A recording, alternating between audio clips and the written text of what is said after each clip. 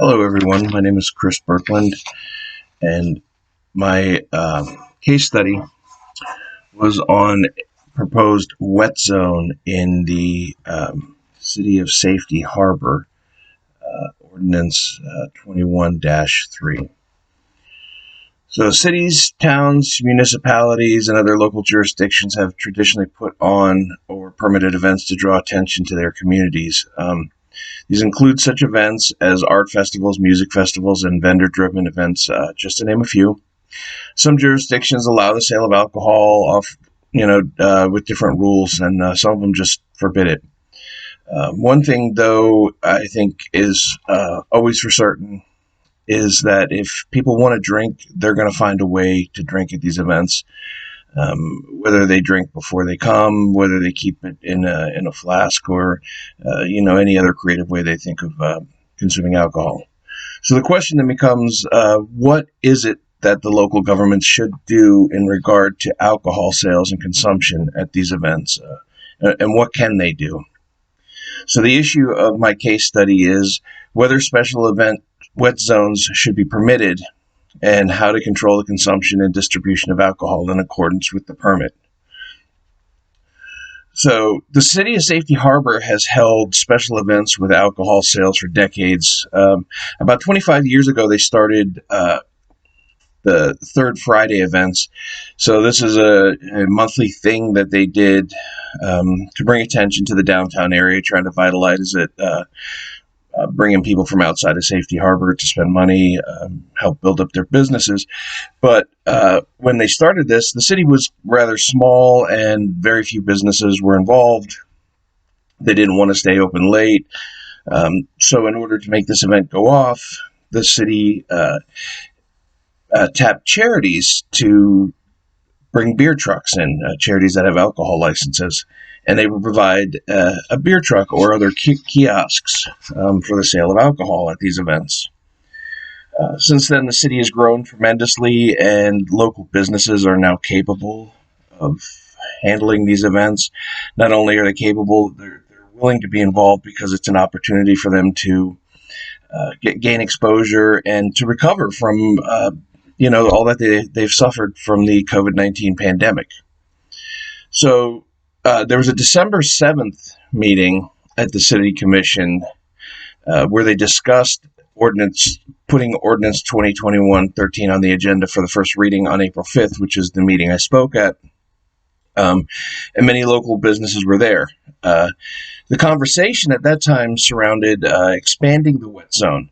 So instead of having just a footprint around a beer truck, they wanted to make the wet zone footprint the entire Main Street, going all the way down, so that even the most remote businesses could gain access to the additional crowds and exposure that these events would bring.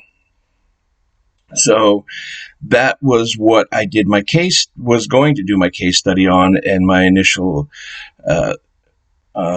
interview was centered on that. But by the time I came to the April 5th meeting, it had changed. The conversation had entirely changed. So Commissioner Steingold, he was new to the City Commission, and I think he may have changed the demographic, the way they're, we're looking at things and talking about things, and he made some excellent points. But the conversation changed from increasing the footprint of the wet zone to the actual legality of the alcohol sales, how they can do it, and what was discovered through the questioning by Commissioner Steingold was that it's commonly known that people were drinking anyway outside of the wet zone footprint. They were drinking up and down the street, but it was largely uncontrolled. So it was unmonitored, uncontrolled, and it resulted in some bad behaviors and even property damage as a result. So the stakeholders in this were Mayor Joseph Joe Ayub. Mayor Ayub, he he is. I've been there for several of their meetings, more than several. He is very approachable. He will talk to anybody who reaches out to him. Very likable person. He's genuine, approachable. His concern and focus is on the members of his community.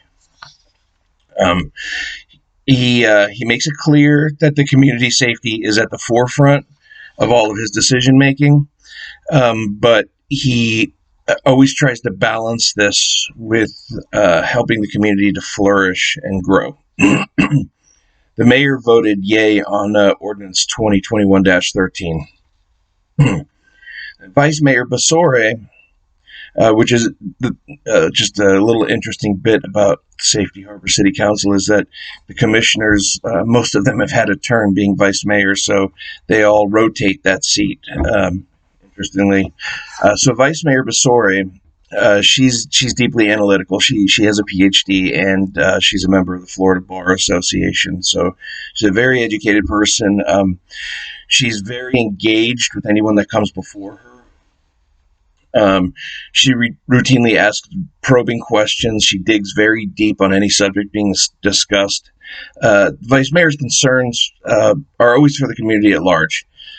She takes a cost-benefit analysis approach to any subject that's in front of her. She always really asks the hard questions. She tends to make people a little bit uncomfortable, I think, sometimes when she asks her questions, even when she's in favor of it, because she's trying to find out the real answer. She's trying to really get to the meat of the issue. But the vice mayor voted yay on Ordinance 2021-13. Commissioner Commissioner Mertz is he's really quiet and observant until he understands what the issue or issues are that he's going to focus on. The commissioner is heavily involved with the local religious community, and he's a big advocate of charitable behaviors and organizations. He was really concerned that the charities that were holding the alcohol sales prior to this would lose out by allowing the expanded wet zone and allowing the businesses to sell alcohol to go. He was pretty dissatisfied at the December 7th meeting because a lot of the local business owners spoke out and discussed all the different things that they do for charities and different ways that they're willing to support these charities. I believe the issue of even giving a portion of their alcohol sales to the charities was discussed. In the same meeting, the commissioner also brought up concerns of illegal activity related to alcohol sales and consumption, and how ATF may have to be involved. But in spite of all this, the commissioner voted yay on Ordinance 2021-13. Commissioner Carlos Diaz, he's also a business person. He's actually a retired Major League Baseball player. He's also very quiet.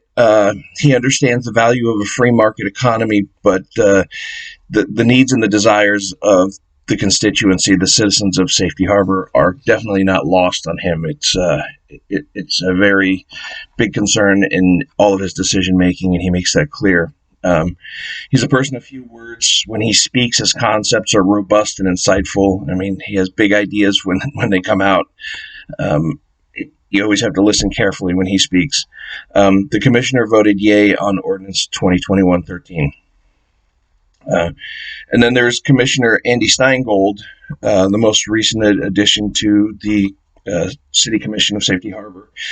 Commissioner Steingold, he was one of the primary driving factors of the direction of the April 5th focus on the legality of alcohol-related activities during the special events, as I mentioned before. He was very focused on following up for clarity on how things would work, the logistics of it all, the legality of it all.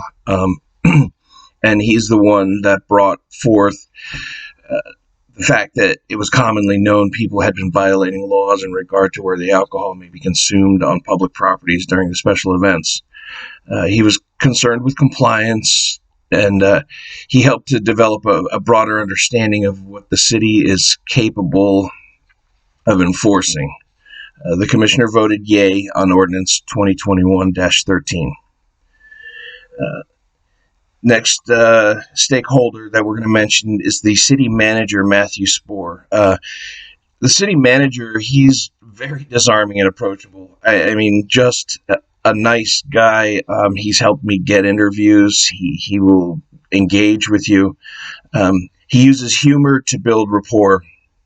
The manager made it clear during the December 7th City Commission meeting that he felt that special events that are driven by charities are done wrong. He feels that businesses should be driving this and not charities. Manager Spohr, he's really professional, and subsequently he was very reluctant to express his opinions, but the mayor kind of put his feet to the fire, explicitly asking him his opinion and prodding him a couple times, saying, come on. So finally he gave his opinion on the matter.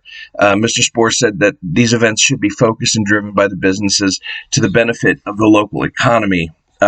He did express a concern for the charities that had traditionally provided alcohol at the events, and pointed out that with increased bar and restaurant density in the downtown area, charities really wouldn't be able to see enough return any longer on the investment that they have to make for their presence at these special events.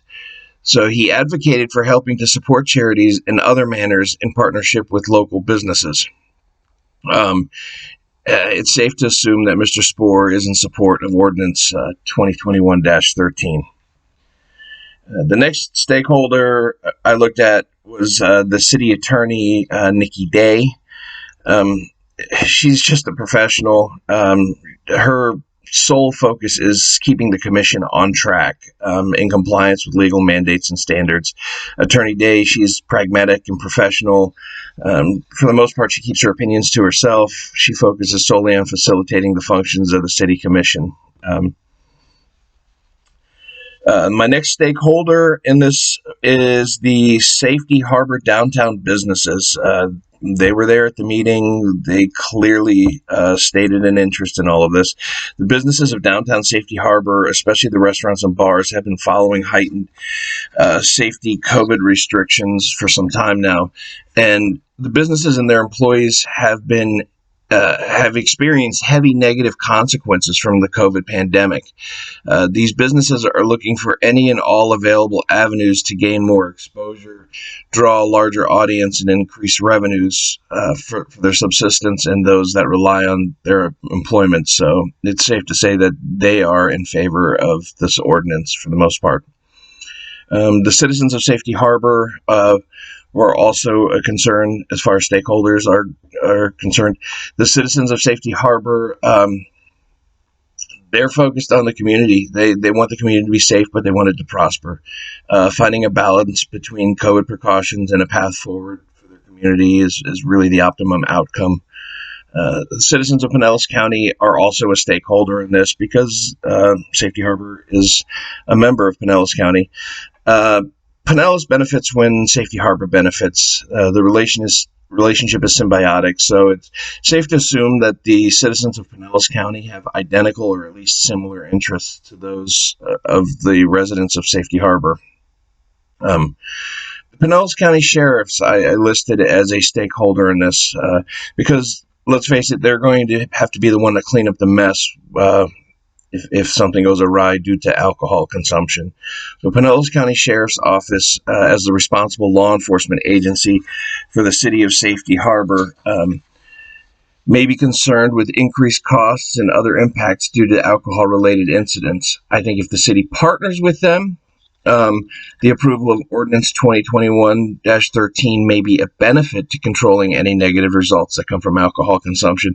So I think in the right context, the Sheriff's Department would probably support the passing of this ordinance. Um, and the last stakeholder I listed are the charities that were formerly given exclusive wet zone permits for special event alcohol sales. Uh, as was discussed in the December 7th Commission meeting, some charities have already declined to host beer trucks at the Safety Harbor special events due to decreased revenues. These charities need to find a way to make up this lost revenue because COVID has taken a toll on them as well. It's not just COVID, though. It's also the increased businesses in downtown that are really cutting into the alcohol sales for them. So if the businesses build a plan to hold fundraisers or share their revenues from alcohol sales with these charities or other creative ways to help them make up that deficit, this situation can be seen as a win-win. So I think that if it's presented in the right context, that the charities would support the passing of this ordinance. So my expert interviews on Friday, April 2nd, 2021, I interviewed Dr. Kush Patel because initially I was going to discuss how they would increase the footprint while maintaining COVID-19 safety precautions. Dr. Patel is a general practitioner here in Pinellas County. He was referred to me by a friend. But after attending the commission meeting on April 5th, I realized that wasn't the interview that I needed. So on Wednesday, April 7th, I reached out to a friend of mine in the legal profession, somebody I'm acquainted with, and he referred me to retired attorney Harold Mayer II. Attorney Mayer is a retired corporate attorney from the state of New York, but he spent around 40 years practicing law, and in those 40 years, he worked in the public sector as both a prosecutor and a defender. So he's very familiar with these types of situations. So my expert interviews kind of went as followed.